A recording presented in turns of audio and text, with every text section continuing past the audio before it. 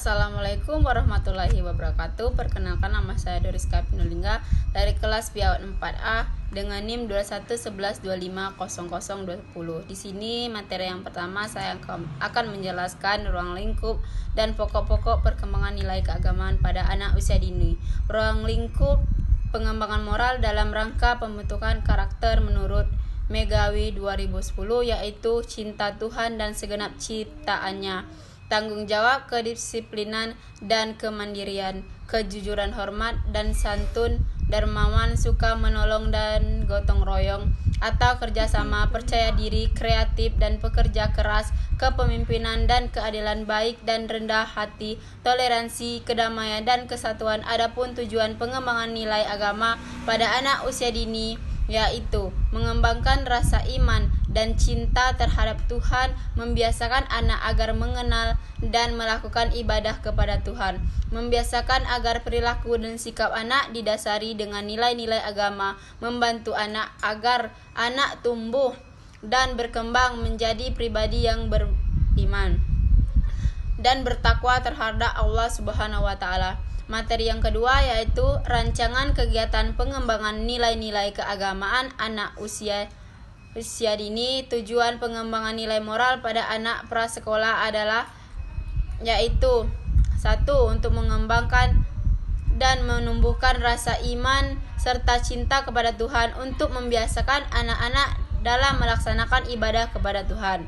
Yang kedua yaitu untuk menumbuhkan kebiasaan pada anak agar memiliki perilaku serta sikap yang baik sesuai dengan nilai-nilai agama. Beberapa perilaku yang berkaitan dengan perilaku moral anak usia 5-6 tahun seperti yaitu yang pertama, mengenal agama yang dianut, yang kedua, membiasakan diri beribadah, dan yang ketiga, memahami perilaku mulia, jujur, penolong, sopan, santun, dan yang keempat, membedakan perilaku baik dan buruk.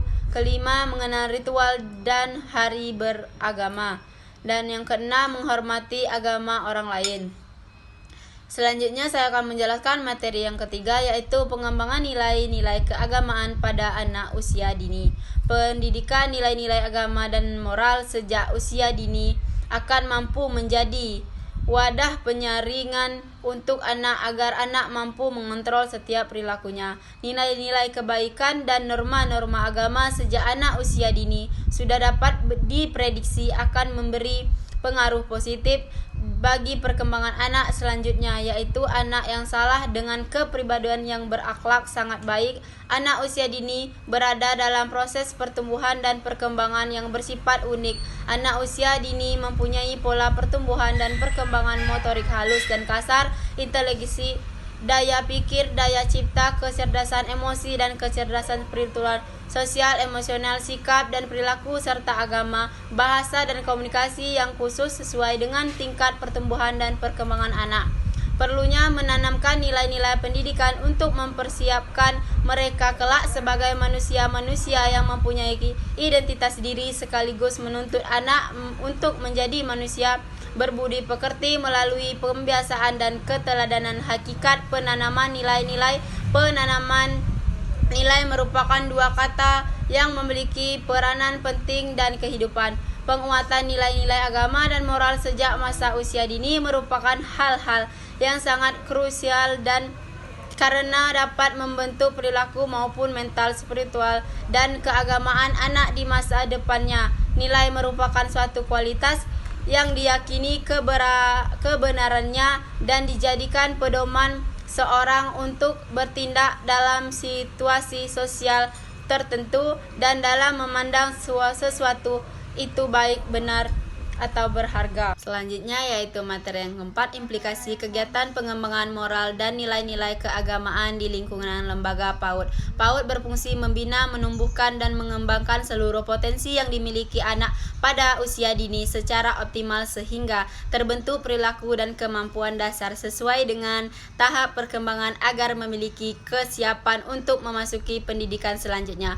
Salah satu jalur terselenggaranya PAUD adalah jalur pendidikan non-formal PAUD non-formal memiliki peran membantu pemerintah meninggalkan akses terhadap layanan pendidikan, pengembangan nilai agama, moral, dan program pendidikan anak usia dini dimasuki dalam bidang pembentukan perilaku yang dilakukan secara terus-menerus dan dalam kehidupan sehari-hari di PAUD. Tujuan pengembangan nilai-nilai pembentuk perilaku adalah mempersiapkan anak sedini mungkin mengembangkan sikap dan perilaku yang didasari oleh nilai agama dan moral sehingga dapat hidup sesuai dengan norma-norma yang dianut oleh masyarakat. Pembentukan perilaku ini berfungsi untuk mencapai beberapa hal: menanamkan pembiasaan sikap dan perilaku yang didasari oleh nilai agama dan moral sehingga anak dapat hidup sesuai dengan nilai-nilai yang dijunjung oleh masyarakat, membantu anak agar tumbuh menjadi pribadi yang